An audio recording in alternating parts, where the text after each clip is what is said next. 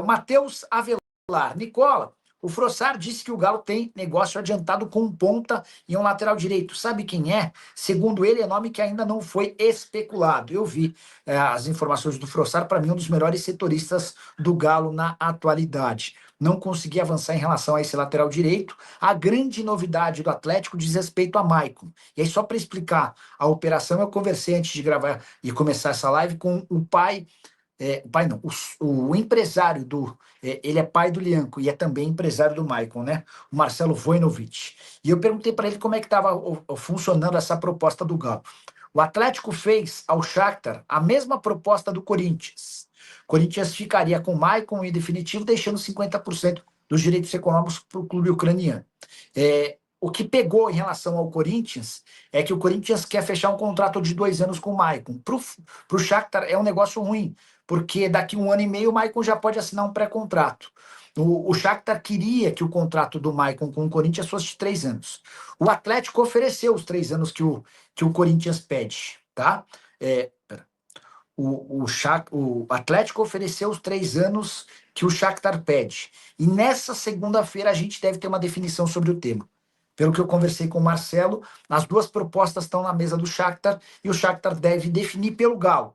O que pode acontecer? Se o Corinthians perceber que está perdendo o Maicon para o Shakhtar, aí o Corinthians pode ir, peraí, então vamos lá.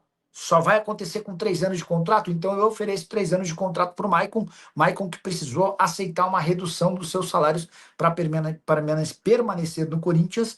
E ele tinha direito até o contrato do ano passado a R$ 1.200.000 por mês. O Corinthians alegou que, por conta de uma série de readequações financeiras, precisava reduzir os custos. Sobre Yuri Alberto e a busca por reforços. Olha que coisa maluca. O Corinthians está tão preocupado com não conseguir pagar o transfer ban que está adiando a saída do Pedro Raul. O Internacional chegou a fazer proposta boa de empréstimo, pagando a maior parte dos vencimentos, mas o Corinthians tem postergado essa decisão, porque se perceber que não vai conseguir resolver o problema do transfer ban, Pedro Raul pode acabar sendo uma solução, especialmente se o Yuri Alberto for vendido. O Yuri foi para Roma por esses dias. Essa viagem não tem a ver com a negociação com a Roma, mas sim com a obtenção de um passaporte italiano. A presença dele lá deve acelerar o passo a passo dessa obtenção do passaporte. E o Yuri Alberto, com o passaporte, passa a ter um valor de mercado muito mais interessante. Só para completar em relação ao Corinthians, informação exclusiva, na sexta-feira a gente estava fazendo live e eu telefonei para o presidente do Corinthians, o o Osmar Stabile. Perguntei, Stabile, como é que ficou a questão do patrocínio Master? E ele falou, Nicola, o pessoal da Responsa Gaming ficou de apresentar as garantias bancárias na próxima segunda-feira. A gente vai esperar até segunda-feira. Se eles apresentarem, vai fechar com a Responsa Gaming. Se não, o contrato vai ser renovado com a Esportes da Sorte. Por que o Corinthians tem esperado tanto pela Responsa Gaming? A promessa era de que essa definição aconteceria no dia 30 de dezembro. A Responsa Gaming não conseguiu apresentar essas garantias no dia 30 e foi remarcando datas até 5 de janeiro. É porque com a Responsa Gaming, o Corinthians tem uma antecipação de receitas que vai lhe garantir o pagamento do transfer ban. Só que o presidente do Corinthians não pode assinar com a Responsa Gaming se eles não apresentarem as garantias de que são capazes de bancar esse contrato de 3 anos. Eu e meu pai estamos assistindo, mando um abraço para ele, o nome é Ari, com o pagamento da primeira parcela do Rojas, já cai o ban dele. Vamos lá, Guilherme, abraço para você, especial para o seu pai, para o seu Ari, tá bom? Para responder sobre mais essa treta envolvendo o Corinthians. O Corinthians foi condenado ao pagamento de R$ 41 milhões ao Santos Laguna pelo Félix Torres, até nenhuma novidade. Só que o Corinthians também foi condenado em novembro ao pagamento de R$ 49 milhões para o Matias Rojas. O Corinthians chegou a um acordo com o meio-atacante paraguaio para que, em vez de 49 milhões, fossem pagos R$ 41 milhões, em 2 parcelas, 20 milhões e meio cada.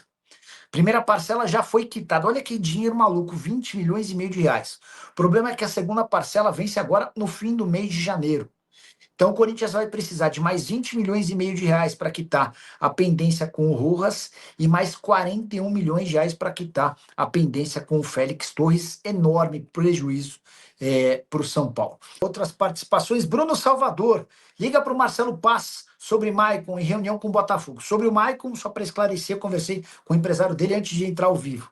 Nessa segunda-feira, o Shakhtar vai tomar a decisão entre Corinthians e Atlético. A tendência é que o Shakhtar escolha a proposta do Galo, porque a oferta do Galo é de um contrato de 3 anos para o Maicon, a oferta do Corinthians é de 2 anos. O que pode acontecer é o Corinthians, percebendo que vai perder o Maicon, timão que não tem ainda o transfer ban resolvido e, por consequência, não tem a garantia de que vai conseguir reforços, o Corinthians pode aumentar esse contrato de 2 para 3 anos para assegurar a permanência do Maicon, tá bom? Valeu, fiel! Tamo junto demais. Aqui é o Radar Corintiano. Sempre na cola das notícias do Timão, do jeito que o corintiano gosta.